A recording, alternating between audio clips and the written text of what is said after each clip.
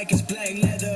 I be sending girls home with a bad sweater, and I be killing all these rappers like a vendetta. Yo, yo, yo, what's going on, y'all? Welcome to Toasted Talk, powered by the Boyd's Bar. My name is Eric Boyd. Joined with me today, Mr. Takeoff T himself, Tony O'Neal. Yeah. Yo, yo, yo, Toasted Talk is a podcast for everybody in the service and hospitality industry. This is a safe haven for us to come and talk about all the bullshit that we got to deal with on our shifts, all right? We don't start no show without taking a shot, all right, y'all? Tony, you ready? Yes, sir. Cheers, my boy. Cilantro.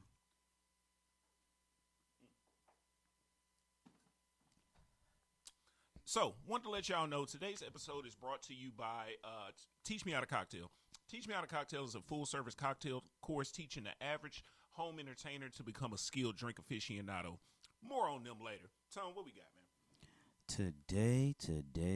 Today, brother. Oh, man. I'm going to fuck your head up tonight, bro. Holla at me. What we got? So, something that has been racking my brain for quite a while is, okay, so we work in the industry, of course, because this is Toasted Talk, not like CNN or MSNBC or should I even say Fox News? That's another story for another day. So, all right. Everybody had their little Joe Money bag, kid in the pocket check every month for like a year, right? Mm-hmm. What the fuck you think people doing now? Is my question, for real. Like, how is y'all motherfuckers making it now? Because y'all ain't want to go to work. Especially in industry, like, it was so hard for us to get everybody to come back to work after COVID. Like, it's 2 years now. And motherfuckers still ain't coming back to work in food and beverage. Mm-hmm. What you think, bro? What's the problem? Man, I got a lot of thoughts on that. I'm glad you asked me this because I got a lot of thoughts on this. This is good. We can talk about this. Okay, so as far as Joe Moneybags, you know what I'm saying, giving out all that bread, everybody, when they first started getting that unemployment and them stimulus checks and all that, nobody used that money. I'm not going to say nobody, but very few people use that money wisely, right? Because when they started getting that money, that was more money than most people was used to getting on a consistent basis. You're talking about dropping $2,000 every 2 weeks in somebody's account for the average American that makes $28,000-$30,000 a year. But yeah, no, not that. Like he was tossing out like the joint that's going to affect the taxes this year, where it's like $250 a kid. You feel like? So I got 2 kids, so it was like $500 a month. Mm-hmm. So it's not that. It's not them stimmies that was popping out. We already know. I was talking about the unemployment specifically, but you talking about the child credit? Yeah. Well, I mean, Can you know, really call them a credit? once again, most people was really using that, like, you know what I'm saying. When they was getting them deposits, they was more concerned about crab legs, lace fronts, and crawfish than they was, you know what I'm saying. I ain't gonna lie, I like some crab legs, my guy, bro. Now I feel you, like I get it, dang. But you know that's not what that money was for. You know? Was it? No cap. But no, specifically as far as like getting people back into the industry, number one, the reason why it was so hard to get people back into the industry was because Joe Moneybags was throwing their money around like that and people thought it was going to last forever. And number two, the reason it was so hard to get people to come back, the reason that the restaurant industry was hurting so bad to get people back was the fact that the way a lot of us get treated by the guests that we take care of, right? So the way we get treated in the restaurant industry by being talked to by some of the guests, it's tough to deal with, you know. So that was a lot of service industry people's reason for leaving the industry. That was just like, man, I ain't got to deal with this no more. Now, from a guest standpoint, it sucks because Now you're complaining about the lack of staff and everything that we have when, number one, you treat us that way, and number two, you don't want to tip. You're complaining about tipping. So it's very easy for someone who's worked in the industry for so long to go find another industry, and now the people that were the hardworking ones in that industry, you lack them in the restaurant, and now as a guest you're complaining about the lack of service that you're getting because you weren't taking care of the service that were taking care of you. Am I making any sense? I mean, yeah, it seems like you. I don't know. I struggle with it. Like, you're making sense, but I don't think that I agree with a lot of your points. Just because, as someone who worked in the industry, like, I came back to the industry. It's not like I abandoned it and said, all right, well, fuck it, COVID happened. What the fuck else can I do? I mean, I did work at home for a while. I mean, and you were doing your thing, and everything was still kind of popping for us that really got out there and hustled. But is it? I think that the mentality of the people who didn't come back to the service industry were like, their work ethic was already not there. Because why not come back? That's literally like, had a conversation with somebody like, all right, yeah, I'm about to buy some stocks in AMC. All the movie theaters is closed. Nigga, you do know when they open everything back up, everybody's gonna want to go to the fucking movies because they ain't been to the fucking movies in a month of Sundays. You ain't lying. Travel agents, everybody's gonna want to book a trip because guess what they couldn't do for 2 fucking years? Go anywhere. Like, it's shit like that. So if you don't, you know what I'm saying, be on your shit and really be working and whatever and get back into the industry, me personally, I just think it's a mentality type of thing. Yeah. Like, as far as, like, you're right about the hustling aspect of it, because, like, a lot of people in this industry lack that, and the guest sees that type of stuff. Yeah. You know what I'm saying? Like, I'm not saying you literally got to be running around dripping in sweat and, like, literally sprinting to get the guests what they need. That's not my point. My point is just, if the guest sees that you are being attentive to them, they want to feel like they're the only one in the restaurant. That's what they want to feel like, even though they're not. But if you can make them feel that way, then yeah, you know, the good always outweighs the bad. You're going to get taken care of. But as far as a hustle mentality, most people think that this is like so simple, like take care of a table and I'm going to collect money at the end. It depends on how you take care of that guest is going to be your reward at the end of the experience. So that's just what I got on it. So that's that in a nutshell, ladies and gentlemen, for that topic. Now we go to pay the bills. All right, y'all. Actually, the way that we pay the bills is by the Boyd's Bar and DGI. And DGI, the Boyd's Bar, and Teach Me How to Cocktail as well. It's all incorporated into one business. When I say this is how we pay the bills, I do actually mean that all of those companies are owned and ran by this amazing gentleman here. I call him E Bizzle. Y'all may call him E, y'all may call him Mr. Boyd, but the amazing, the show-stopping Eric Boyd, my guy, take it away. Thank you so much, bro. And Tony doesn't want to be recognized. He owns stock in all of these companies as well. Don't let him fool you. Well, duh. All right, y'all. But today's sponsor specifically is going to be Teach Me How to Cocktail. Okay. Teach Me How to Cocktail is a full-service cocktail course that turns the average home entertainer into a skilled drink aficionado. Eric, what the hell is Teach Me How to Cocktail? What is a cocktail course? Well, have you been to a painting class or a cooking class? It's the exact same thing, but with booze. Teach Me How to Cocktail is going to walk you through how to create 3 signature cocktails, and you're not just going to watch me make them. You actually going to make them yourself. And the beautiful part about it, I can bring everything to you. So if you're at the office, if you're at home, if you just want to have a date night, a corporate event, a team building exercise, that is what Teach Me How to Cocktail is here for. Phenomenal drink packages, and it's just an awesome, awesome time, you all. If you all have any questions, please make sure you email at the Boyd's Bar. Pardon me.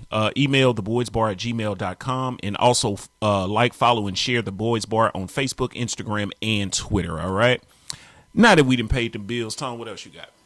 All right, so you said something on the last segment or the last topic that I really want to touch on. Talk to me. Pause. Yeah, major pause. So, my grandfather has this caregiver, right? She's a foreigner, and she says that. Oh, you talking about the one I made last time, right? Yeah. Yeah.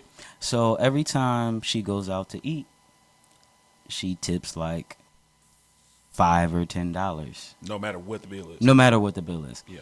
So I explained to her, because you actually told me before that, like, in Europe, you know, servers get paid like the camera just went off. Servers get paid like, I don't know, like minimum wage type of situation. So to me, it was kind of like, well, damn, like, well, maybe that's why when we have foreigners, they don't pay as well, they don't tip as well, because they're used to, you know, people coming in and or going out to a place and their server is actually getting well paid. So I told her, I was like, no, it don't work like that. And on top of that, we usually have to tip people out. So, like, my thing is to tell people, bro, if you're not going to tip, if you're not that person, like, and I know that people, by all means, stay your ass at home, for real, for real. Big facts. But yeah, it went on again. For he's upset, ladies and gentlemen. This is E when he's mad. It's not pleasant. He might throw something at me and I didn't do anything wrong. But anyway, yo, tip out, like, I'm going to walk in the door and I'm going to think that, yo, at least y'all going to have to tip out other or bussers and food runners and this, that, and the third.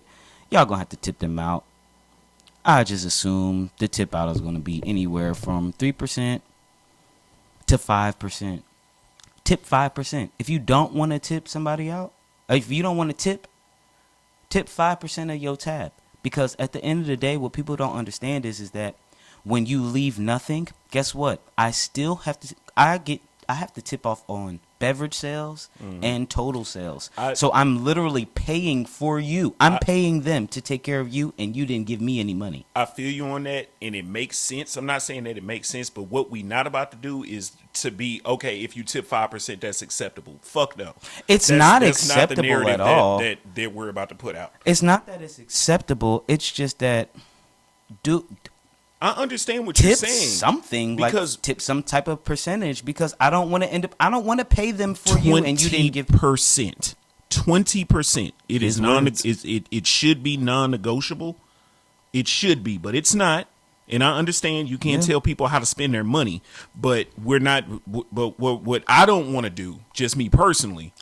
What I don't want to do is be like, oh, okay, well, if you don't want to tip your server, just tip them just put 5% tip, and then you'll be all good. You can go home and sleep at night. Fuck no. That's not what we're about to do. Because the reason why tipping culture is a thing, especially business wise, is because the reason why your steak and shrimp is affordable to you is because they pay us a very low hourly wage, $2.13, right? So I want you to just try to think about, I'm not saying you specifically, Tom, but you know what I'm saying, people listening, the reason why your steak and shrimp that you go, let's just pick a mediocre restaurant, something like Applebee's or Cheddar's or something, right? Yeah. You can go and have steak and shrimp for $28, $35, right? Do you know why that steak and shrimp is $35? It's because they don't have to pay us a livable wage because we work on tips. Now, let's take, for instance, everybody wants to say, hey, everybody should make $15 an hour. Okay, cool. If you want them to pay us a livable wage, guess what your steak and shrimp just went up to? Your steak and shrimp is likely going to cost anywhere between 70 to 100 fucking dollars because they have to pay us. The money you pay the restaurant is used to pay their employees' wages, correct? Yep. Now, since that's the case, guess what? Your steak and shrimp that you used to paying $32 for, all of a sudden balloons up to anywhere between, like I said, $70 and $100. So let me ask you a fucking question. Would you like to pay $32 for your steak and shrimp and then tip your server a fair 20%? Or would you like to pay $100 for your steak and shrimp and now all of a sudden you can't afford to eat out as much as you would like to? I pose that question. Now, I wasn't saying that. I'm sorry. I know I went off on a rant. Oh no, hell no, bro. You justified. So I wasn't saying like, you know what I mean, like, okay, it's okay to just tip the 5%, but there is a culture out here, and I'm gonna be completely and totally honest. My worst experiences, and it's terrible for me to say this, I hate getting young black people. Yeah. Because young black people don't tip.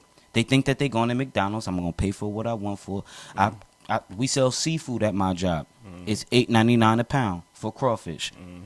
You going to come in there and get 3-4 pounds of crawfish and then leave and don't tip nothing? Yeah.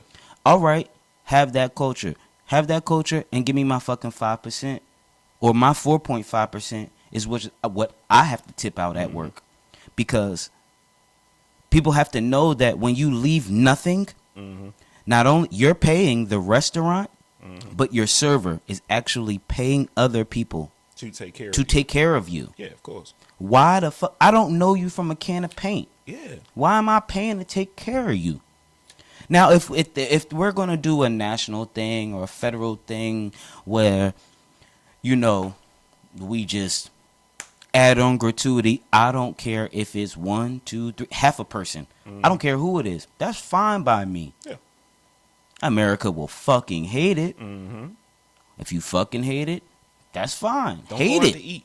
Don't go out to eat. Or 2, talk to your congressmen, your senators, Your local and representatives, your man. local representatives, and say, hey, look, man, they need to get paid more because I don't want gratuity added on my check every time I go out. And it don't really help us because there's some tables. I've had some tables. I put a grad on the table. It was 22 people.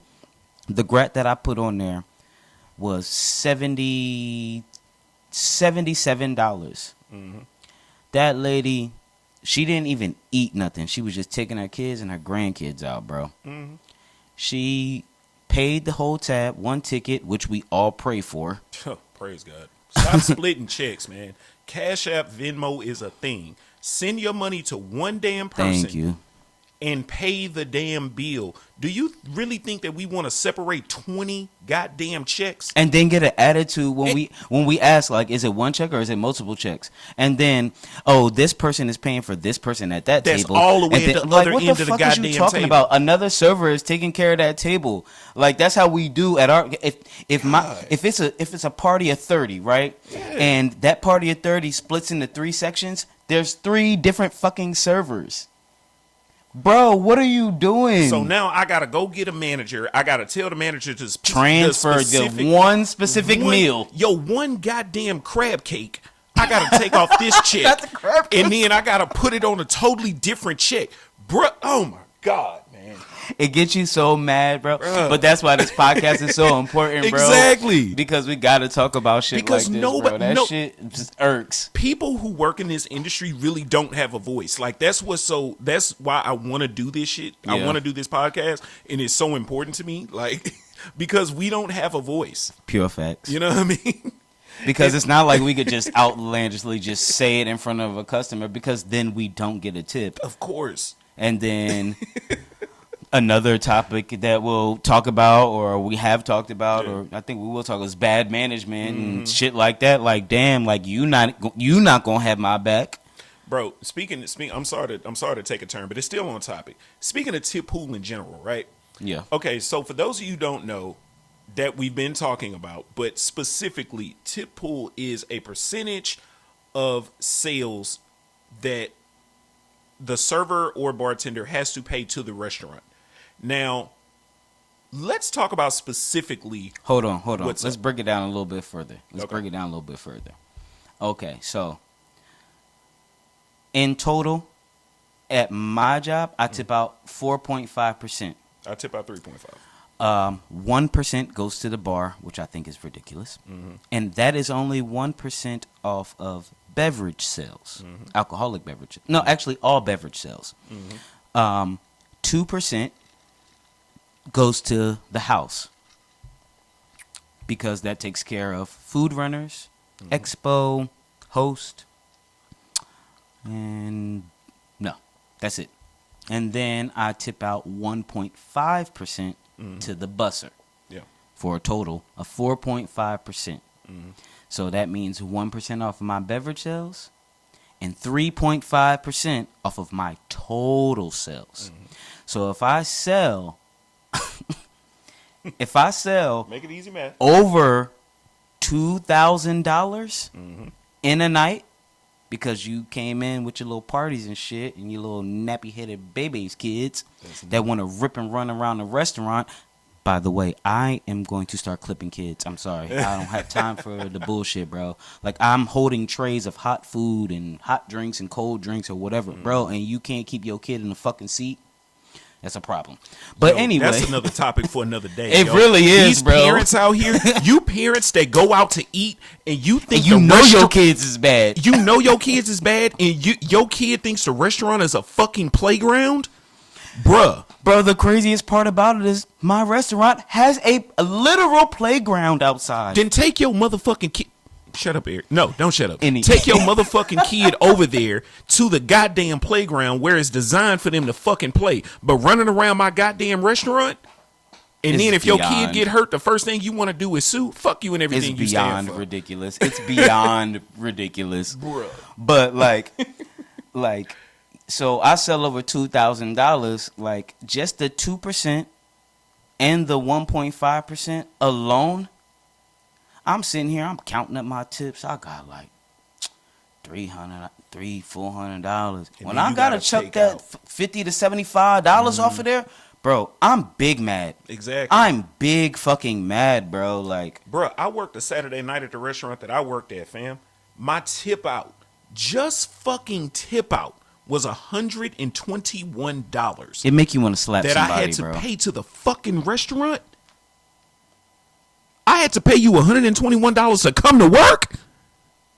And y'all and they like I be feeling it sometimes. Like, all right, yeah, y'all did help. We'll tip you something, but the tip out be a little extreme to me because it be like, but bro, like, how much do you get paid an hour, my See, nigga? that's the Like, thing. That's the biggest scam to me about tip out. I hate tip out. Like, I honestly do. I hate it. I think it's a scam because essentially what you're telling me is that you're taking my money, the money that I earned, to pay your employees.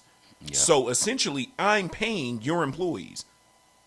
Tell me Here's what, the tell me what is game though. fair. Here's the game though. I done peeped this joint and people don't really realize it because this is the first place that I really had to do my math at the end of my shift. Like, so I take all my credit card tips, right? And I have to add up the tips and then add up the totals for Visa or MasterCard or American Express or Discover or whatever.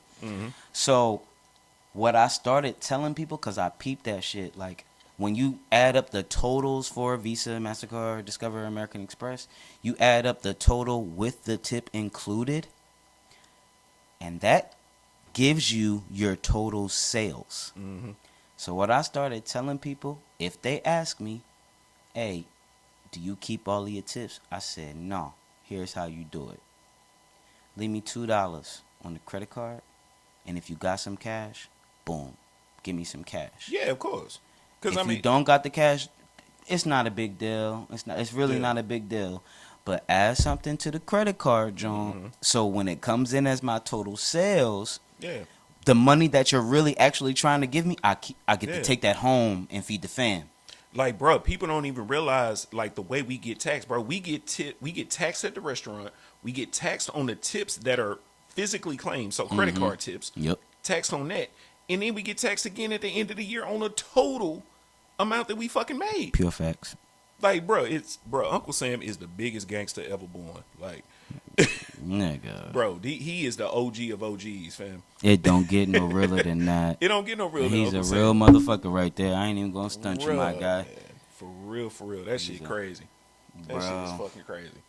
Let me see. What else you got? Before we move on to the next topic, there is something very important that we need to bring up. This is Black History Month. So, the Boyd's Bar is, I'm sorry, the Boyd's Bar is powering and Teach Me How to Cocktail is sponsoring this episode of Toasted Talk, but it is also sponsored by just Black History Month Big facts. because we are our best sponsors. No one can sponsor us better than we can sponsor ourselves. Big facts. We have to look out for each other and we have to be knowledgeable. I have been doing some things with my oldest son where every other day I give him one new person in Black history.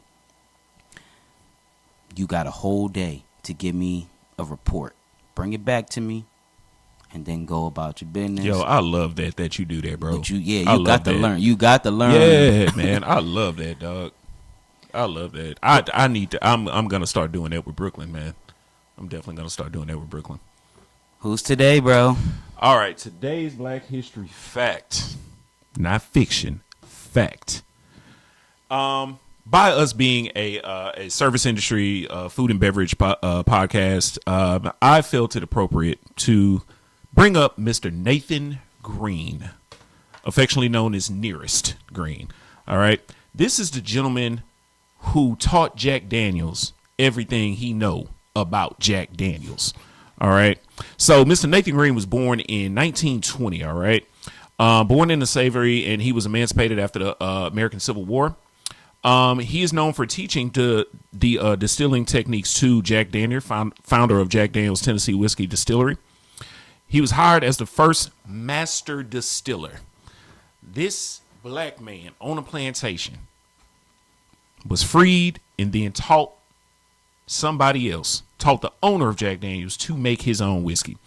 I just think this is very, very important to know because obviously I'm a bartender, though if I haven't mentioned it before, I'm a bartender. And Have you not mentioned that before? I don't think I have. What's your name again? Eric Boyd, owner of the Boyd's Bar. But no, I'm a bartender, right there and in the I'm picture. Are you? I'm finished. This motherfucker. I'm a bartender by profession, but what I am each and every single day I wake up and each and every day I walk out on the streets is I'm black. I'm a black man. It will never change. That's what I'm viewed as. That's what I'm proud to be. So me highlighting a black man that is so important to my profession, I'm just going to do it. But yes, just keep in mind that every time you go and pick up that bottle of Jack Daniels, there's some black history attached to it. I'm done. There is also a black label attached to it. Literally. Oh my God. But we did that thing. We got a few more minutes to talk to y'all today. What up? What up? E, you got anything? Cause I got another one. Man, let me see. Do I have anything? I'm so excited about the live stream later. I think I'm trying to save my energy for that. But go ahead. Go ahead. Give me something else. All right. So we talked about the tip out system. Mm-hmm. Utter and total bullshit. Clearly. What was before that? Before that, we talked about the Joe Moneybags. Oh yeah. How nobody wanted to come back to work. You lazy. Yeah, about nobody wanted to come back to work. Yeah. But to end, I can't really say. Like I was gonna end with something like kind of serious, bro. But you were kind of passionate about.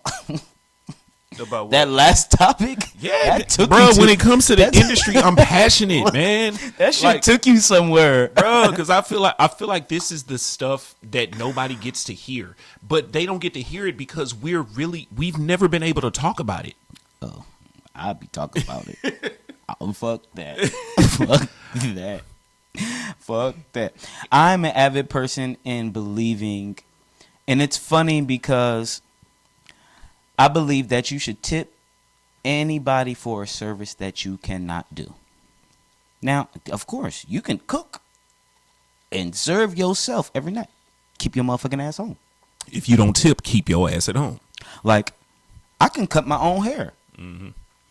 But when I go to a barbershop, because I decided to be lazy and not cut my own hair, I tip the fucking the barber. Yes. I can pour my own drinks. I tip the bartender too. Tipping is for convenience. You're literally paying somebody else to do something that you don't feel like doing. That is the reason for tipping. Topic. That is a reason for tipping. That's the topic. A waiter, a bartender, a barber, a shoe shiner, a coat check person, a valet. These are things. You get your shoes shined? You don't get your shoe shined? I only wear Timberlands, Converses, and Vans, so Oh, well. what's the point in shining them? I just put solution on them. But I mean, it's the same fucking thing. Like, okay, so instead of a shoe shine station, let's say in the middle of Times Square, you walk up and you got a Timberland restoration station, right? Stop that. Stop that. Stop that. Stop that. Stop that. Stop that. Stop that. For all the people from the East Coast, forgive him. He don't know shit. He don't know. Really, my nigga? Don't do that. Don't do that. What I do, dog? Bro, a Timberland man. You ain't trying to walk around like no poo putt. You take care of your Timbs, bro. I swear to God. I swear. I cradle a pair of butters. Them like butters? I cradle like my children, bro. Like Them they butters, are part of me. They are who I am. They are coveted. They are like they're up there with your child. That's the way you take care of a pair of butters, right? Bro, I was in high school and a nigga showed me a pair of lugs and he was like, yo, these like fly like the Timbs, right? Stop that. Don't do it. Nigga, no. They not no Timbs, bro. Bro, I was just at the mall yesterday and seen some red Jones. Boy. Yo, step on I'm not even gonna say New York, just an East Coast nigga. Step on a pair of they Timbs and they fresh. Bro, you out of $150. That's essentially a death sentence. Like you're about to, like you get ready to catch a fade because you about to run one. It's $150 or you about to catch these paws, bro. Yeah, big like facts. it's $150 or you gonna catch these hands. It's no doubt. Like in my mind, like I don't even care no more. Because with the right stain, you can't even get it out. Especially if you sidestep on them, bro, and it be that black streak. You can't get that black streak out. That black streak don't go nowhere, my Forget guy. about it. Like it don't happen, bro. 150, or let me introduce you to Thunder and Lightning. No, let me introduce you to fuck around and find out. Bro, I'm gonna get some kind of bread, cause after I knock your simple ass out on the fucking floor, running in pockets, bro. Sorry, this might be too live for what we trying to do. We trying to teach black excellence. You know what I'm saying? I'm teaching black throw them hands if you step Bro, on my Timbs. On God, bro. We teaching treachery over here, man. Yo, I'm weak. Yo, man. Tone, I'm gonna go ahead and wrap it up. You good? Yes, sir. All right, y'all. Thank you so much for tuning in to another episode of Toasted Talk. All right, don't forget, like, share, subscribe.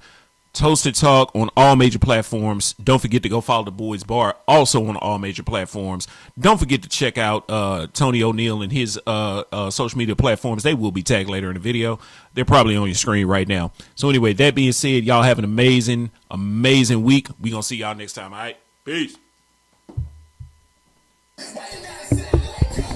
you gas me up on my propane? Charlie over here screaming out 2 chains. I bought Hussein. Niggas don't change, they just only mood ring. And if you feeling gooch, then you can kiss my ass. I like Future, I said that in the past. Laugh, said every meme on the gram. 6, oh now you switched up, acting Aubrey. Harley, peeling off in a Quinn Harley. Top King hat since Steve had Harvey. Dreadheaded monster, I'm on my Bob Marley. I'm sorry, the sorrow quench thirst in the morning.